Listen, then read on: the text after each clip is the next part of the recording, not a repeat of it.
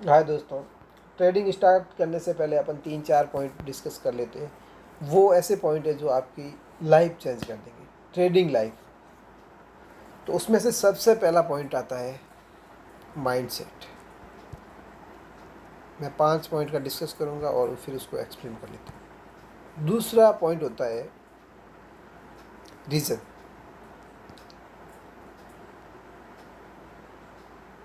तीसरा point SL या target. और चौथा पॉइंट होता है लॉट। अपन इस वीडियो में इन 4 पॉइंटों के बारे में डिस्कस करेंगे। और यदि ये चारों पॉइंट आपने अच्छी तरीके से समझ लिया और इस पे आपने यदि वर्क किया, आई एम श्योर, मैं 100% बोल सकता हूँ कि आपकी आने वाली टाइम में आपकी ट्रेडिंग सक्सेसफुल हो जाएगी। तो चलो दोस्तों, अपन वन बाय वन टॉपिक पे बढ़ते हैं। सबसे पहले चीज़ की अपन बात करते हैं, माइंडसेट पे चलते हैं। तो पहली चीज़ है माइंडसेट। एक ट्रेडर का माइंडसेट क्या होना चाहिए? एक मैं आपको एक एग्जांपल देता हूँ। ये हर कोई ट्रेडर जो पुराना है नया है वो क्या करता है, समझो आपने कोई भी एक शेयर बाय किया, आपने एक प्लान बनाया, एक शेयर बाय किया 100 रुपये। आपने सोचा इसका स्टॉप लॉस में रखता हूँ 90 रुपये, और आपने टारगेट रखा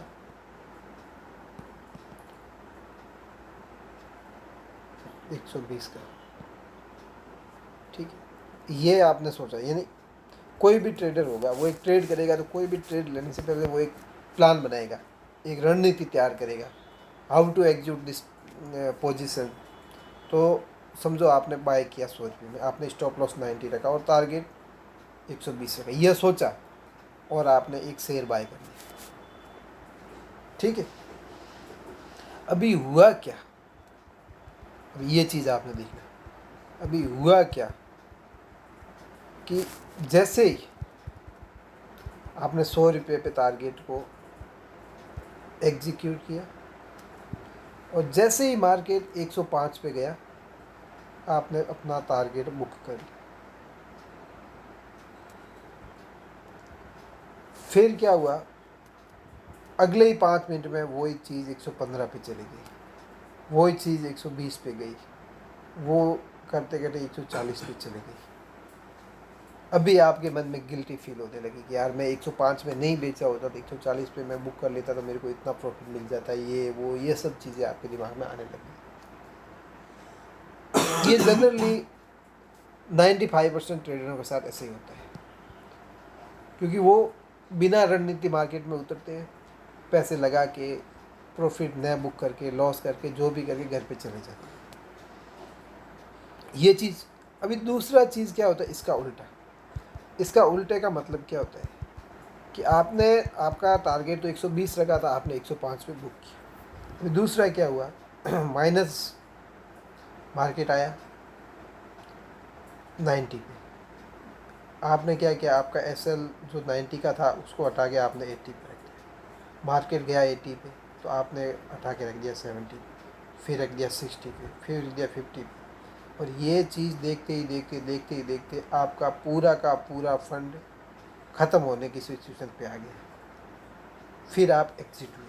तो अभी मैं आपसे ये पूछना चाह रहा हूँ, जब आपने एक रणनीति बनाई, आपने बाय 100 रखा, स्टॉप लॉस उसका फिक्स किया, टारगेट फिक्स किया, फिर बुकिंग के टाइम तो आपने 5 पॉइंट बुकिंग की और लॉस लेने के टाइम आप 50 पॉइंट लॉस ले लिया। क्यों? क्यों बताइए? पैसा आपका, आप एक बिजनेस करने आए हो मार्केट में। जब मार्केट आपके मुंह में चल रहा था तभी तो आपने केवल 5 रुपये बुक की, और जब आपकी ऑपोजिट मार्केट गया तो आपने 50 पॉइंट बुक कर लिए। क्यों? इसका एक ही रीज़न है, माइंड सेट। आपके माइंड में कहीं न कहीं एक ऐसी उम्मीद थी, आपको लग रहा था कि मार्केट अभी बढ़ेगा अभी बढ़ेगा अभी बढ़ेगा, और उस अभी बढ़ने के चक्कर में आपने 50 पॉइंट मार्केट को दे दिया और लॉस खा लिया। ये जनरल सबके साथ होता है, ऐसा नहीं कि किसी एक के साथ होता है। और जो ट्रेडिंग कर रहा है, ये पॉइंट मैं गारंटी के साथ बोल सकता हूँ कि उसको पता है और उसने ऐसे ही लॉस किया है। जबकि आपकी रणनीति क्या होनी चाहिए थी कि मेरे को 120 पे बुक करना है, मतलब करना है, लेकिन आपने नहीं किया। ये आपका माइंड सेट है। दूसरी चीज़ क्या होती है, ये पहला नुकसान करने का कारण, ये सब चीज़ें आपको ध्यान रखनी है। अभी दूसरा चीज़ क्या होता है वो भी मैं आपको बताता हूँ कि आपका माइंड क्या काम करेगा। समझो आपने एक ट्रेड लिया था और उससे आप निकल गए 5 पॉइंट बुक करके। फिर आप देख रहे थे कि मार्केट ऊपर जा रहा है, ऊपर जा रहा है। जो चीज़ आपको 100 में ख़रीदनी थी वो आप बैठे बैठे बैठे 140 तक चला गया। फिर आप जगे और आपने उसको 140 से बाय कर दिया। क्या किया? बाय किया। और जैसे ही बाय किया मार्केट आपके रिवर्स चला गया और वो आ गया 100 पे और आपने लॉस ले लिया। ये चीज़ आपके साथ होती होगी। ये चीज़ आपके साथ ऐसी क्यों होती है? क्योंकि आपका माइंड उस चीज़ के लिए प्रिपेयर नहीं है। आपने सोचा, आपको लगा कि अभी मार्केट ऊपर जा रहा है और यहाँ से पता नहीं कितना ऊपर जाएगा, मैं आज तो बस करोड़पति बन जाता हूँ, और आपने बीच में वहाँ घुस गए और लॉस बुक कर। तो आपके माइंड को एक सेट रखना है। आपके माइंड में जब आप ट्रेडिंग करने बैठोगे तब आपको दो ही चीज़ नज़र आनी चाहिए, उसके अलावा तीसरी चीज़ आपको दिखनी ही नहीं चाहिए। वो चीज़ क्या है कि पहली चीज़ तो आपका माइंड ऐसा ट्रेड होना चाहिए कि नहीं, मेरे को टारगेट लेना है तो लेना ही है, तो आपको टारगेट बुक करना ही है। या फिर यदि आपके अगेंस्ट में कोई मार्केट चला जाता है तो आपको छोटा सा स्टॉप लॉस देके मार्केट से निकल जाना है। आपके माइंड को प्रिपेयर करना है। प्रिपेयर कैसे करना है? समझो आप मार्केट में जाते हो, एक मोबाइल लेने जाते हो। मोबाइल बड़ी चीज़ होगी, समझो आप एक शर्ट लेने जाते हो, उसकी प्राइस कितनी है? 500 रुपये। तो आप क्या करोगे? उस शर्ट को ख़रीदने से पहले आप ट्राई करोगे, फिर उसका कलर देखोगे, फिर उसकी साइज़ देखोगे, फिर अपने दोस्तों को पूछोगे, फिर कंपनी वाले को पूछोगे इसमें कलर जाएगा कि नहीं जाएगा। फिर वो दुकानदार बोलेगा नहीं, इसमें कलर नहीं जाएगा। फिर आप दोस्त को पूछो कैसा जच रहा है, क्या करूँ, ख़रीदूँ कि नहीं ख़रीदूँ। मतलब आपने क्या की, एक 500 रुपये का शर्ट लेने के लिए आपने हर तरह से प्लानिंग की, हर तरह से अपने माइंड को प्रिपेयर किया कि ये शर्ट मेरे लिए सूटेबल है, मैं इसको अभी ख़रीद सकता हूँ।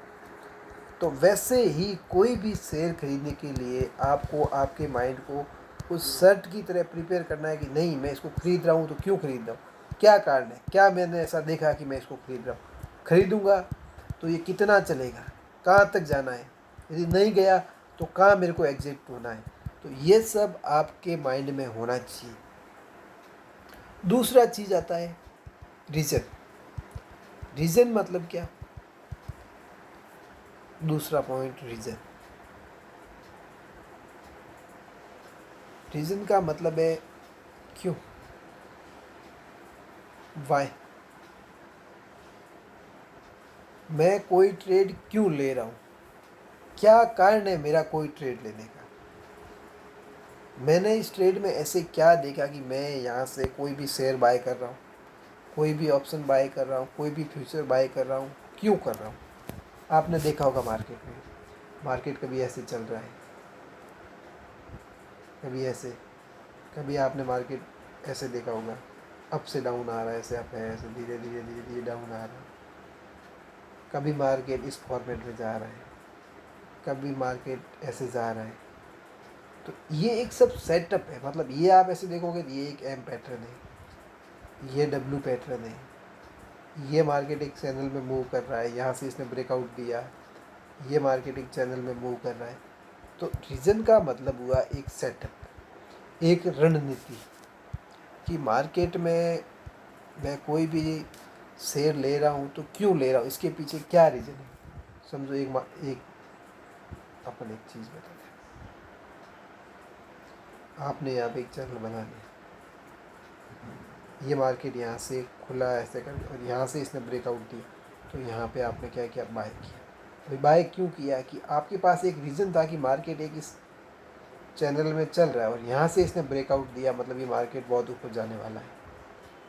तो ये एक आपके पास क्या हो गया, रीज़न हो गया। बहुत सारे लोग ऐसे एम पैटर्न पे ट्रेड लेते हैं। क्यों लेते हैं, उनको एक एम पैटर्न दिख रहा है, एक रीज़न मिला कि मैं एम पैटर्न है। कोई लोग डब्ल्यू पैटर्न पे ऐसे ट्रेड लेते हैं, कोई लोग एन पैटर्न पे लेते हैं, कोई भी पैटर्न हो या कोई भी रीजन हो। कोई लोग इन्फ्लुएंसिंग कैंडल पे लेते हैं, कोई लोग हैमर पे लेते हैं, कोई लोग, जो भी आपको एक सेटअप मिले उस सेटअप पे ट्रेड करना। बिना सेटअप बिना रीजन बीच में नहीं घुसना, वरना आप लॉस करोगे। ये चीज़ आपको जाने। तीसरा पॉइंट होता है एसएल या टारगेट। अब एसएल का मतलब मैंने ये माइंडसेट में एक आपको उदाहरण दिया था कि आपने कोई भी शेयर खरीदा है तो आपको क्या करना है कि यदि आपने उसका टारगेट रखा है, उस टारगेट तक तो आपको उसका वेट करना ही करना है। यदि आप टारगेट तक वेट नहीं करोगे तो आप मार्केट से आउट हो जाओगे आने वाले दिन में। क्योंकि बार बार जब आप स्टॉप लॉस हिट करोगे, बार बार आप अपना मनी खोगे, तो आप कितना दिन मार्केट में पैसे लगाओगे। आपको मार्केट से पैसे कमाना है, गंवाना नहीं। तो आपके मन में एक ही चीज़ होनी चाहिए कि मेरे को वो टारगेट लेना है। आपने जो टारगेट डिसाइड किया है उसके पास जाना है। आपने सोचो कोई भी एक शेयर बाय किया 50 पे, तो सोचा मेरा 70 टारगेट है और 40 स्टॉप लॉस है। तो एट एनी रेट कभी भी उस 40 पे आपको निकलना है। फिर धरती ऊपर से नीचे क्यों नहीं हो जाए, आपको वहाँ से आउट होना, मतलब आउट होना ही है। ऐसा नहीं ये काम करते हो 35 पे चला गया मैं निकल जाऊँगा, नहीं, ऐसा नहीं करना। ऐसे करोगे तो आप अपना मनी खो दोगे।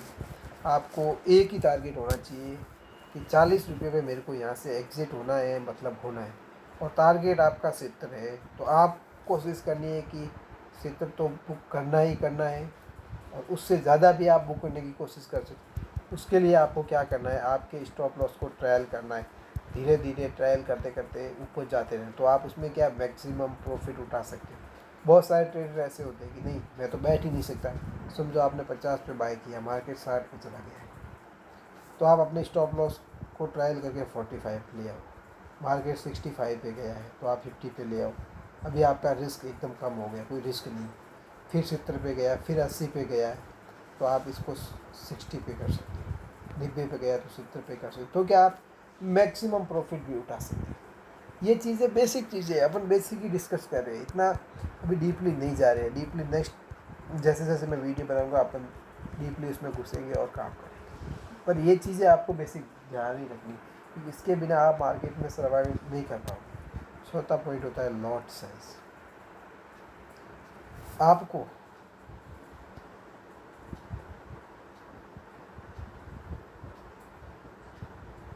हमेशा मार्केट में एक सेटअप पे ट्रेड।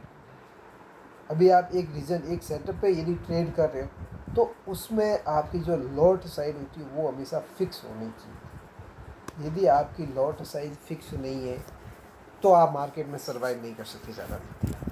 क्यों, इसका रीज़न मैं आपको बताता हूँ। कि आपने बोला कि भाई मैंने तो कल एक एग्जांपल पे आपको देके बताऊंगा।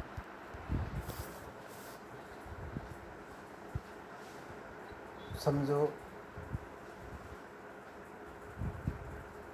आपने मंडे को एक लॉट पे काम किया, ट्यूसडे को 5 लॉट पे काम किया, वेडनेसडे पे 10 लॉट को काम किया, और थर्सडे पे आपने 500 लॉट पे काम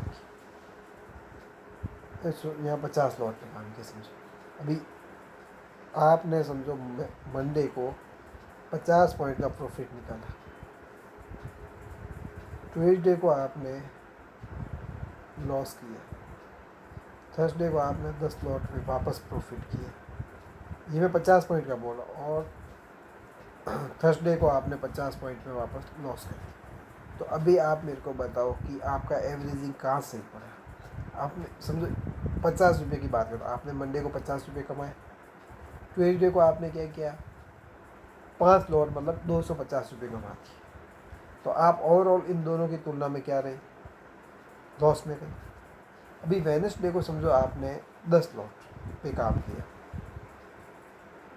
तो समझ लो आपने 500 रुपये कमाए। अभी आपने 500 रुपये कमाए और आपने थर्सडे को क्या किया, वापस 50 लॉट पे काम कर दी, तो आपने प्लस कितने किए थे, 500 रुपये।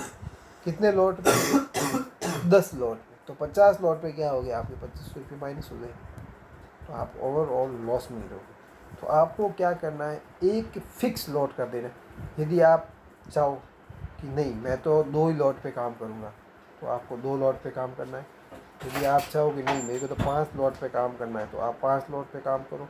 आपके पास ज़्यादा कैपिटल है कि नहीं है मैं तो 20 लॉट पे ही काम करूँ, तो आपको मिनिमम 1 मंथ तक 20 लॉट पे ही काम करना है। लॉट साइज़ हमेशा फिक्स रखो। इसका क्या रीज़न है, समझो।